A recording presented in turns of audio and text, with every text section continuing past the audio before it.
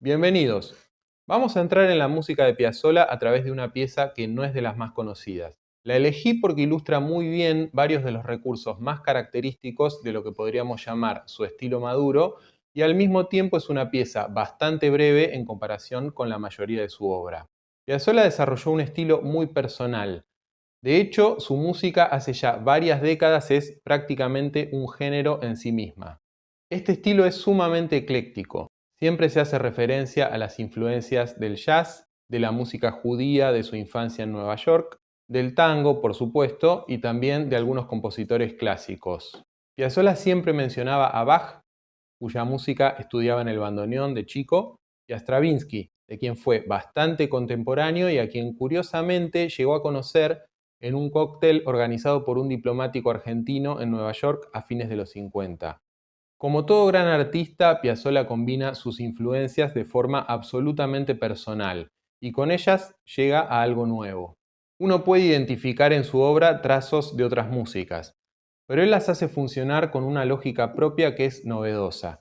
Las integra de manera natural. Y si algo permite que las haya integrado de manera natural, es que conocía tanto y tan bien esas músicas que ya eran una parte suya.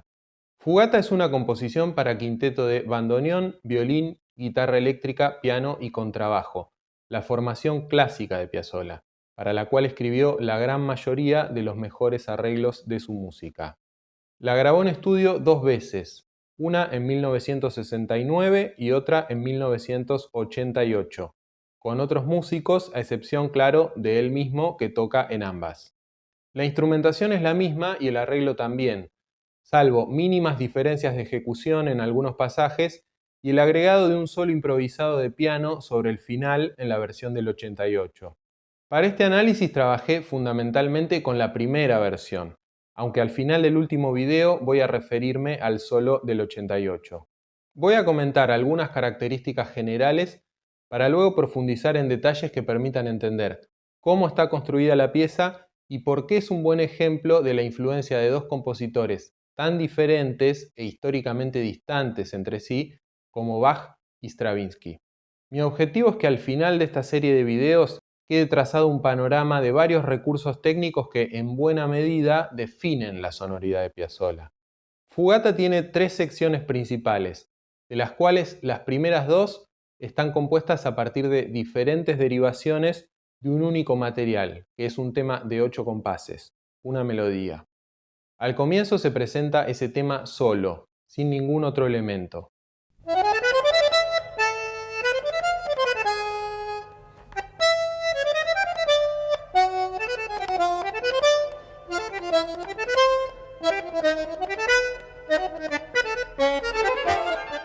El final no es del todo nítido, porque en rigor el tema no termina, deviene en una melodía diferente, a la que se le superpone una nueva aparición del tema en otro instrumento.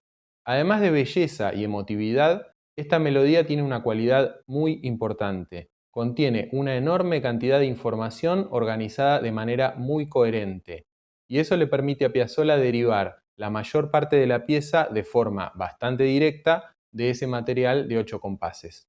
El tema tiene un contorno formado por varios ascensos y descensos muy pronunciados, y al mismo tiempo esa ondulación constante va produciendo otro movimiento más general, que se da más lentamente, pero que también se escucha.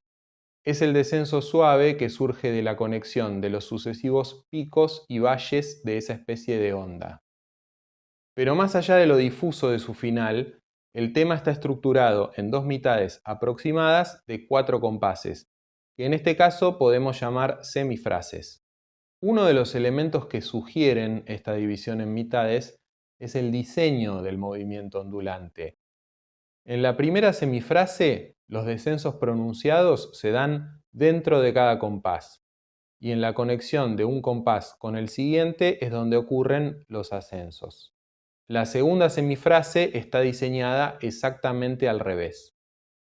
Hay una única excepción a esta lógica en el salto ascendente del tercer compás. Veamos ahora un aspecto esencial sobre el ritmo. El tema está escrito en 4 cuartos, como toda la pieza y como casi toda la música de Piazzolla, y presenta una característica también típica de Piazzolla, la acentuación 3-3-2. Esta acentuación implica que las 8 corcheas de un compás no se agrupan de la forma par o regular que sugiere esa cifra, sino que lo hacen en 3 unidades de duración desigual, 2 unidades de 3 corcheas cada una y otra de 2. Lógicamente, todas las corcheas sí duran lo mismo, pero como se agrupan en 3 más 2, en cada compás hay 2 grupos iguales y uno más breve.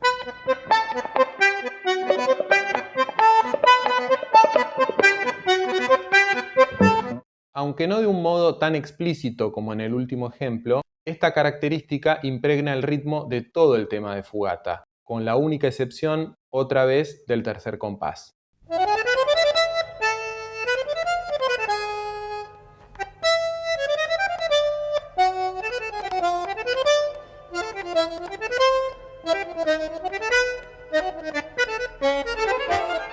Volviendo a la organización general de toda la pieza, las primeras 2 secciones tienen prácticamente la misma duración, algo de 1 minuto cada una, y se basan, como ya dije, en derivaciones más o menos directas del tema que empezamos a analizar. En cambio, la tercera y última sección es un poco más breve y básicamente contrastante. Está hecha de otros materiales y tiene una lógica constructiva muy distinta. Cuando lleguemos a ese punto vamos a encontrar y detallar algunos trucos que Stravinsky le enseñó a Piazzolla a la distancia. El propio Astor Piazzolla cuenta que en aquel cóctel en Nueva York no le sacó la vista de encima a Stravinsky, porque, voy a citar textualmente, era como estar mirando a Dios. Dice que lo vio tomarse 3 o 4 whiskachos a lo cowboy, también estoy citando, y que él mismo se dio envión con 2 whiskies y finalmente le dijo: «Maestro, yo soy su alumno a la distancia». En el segundo video vamos a ver en detalle cómo la música de Piazzolla y Fugata en particular están influidas por Bach, los puntos de contacto y algunas diferencias clave. Para eso vamos a abordar la armonía y el contrapunto, dos aspectos fundamentales. Además, con la ayuda de un bandoneonista, vamos a descubrir algunos elementos escondidos en el tema que son determinantes en la estructura global de la pieza. Pero antes, si te gustó este video, podés ayudarme comentándolo, compartiéndolo, dándole like, suscribiéndote al canal y activando las notificaciones para no perderte el material nuevo. Te agradezco mucho por acompañarme hasta acá y te espero en la segunda parte.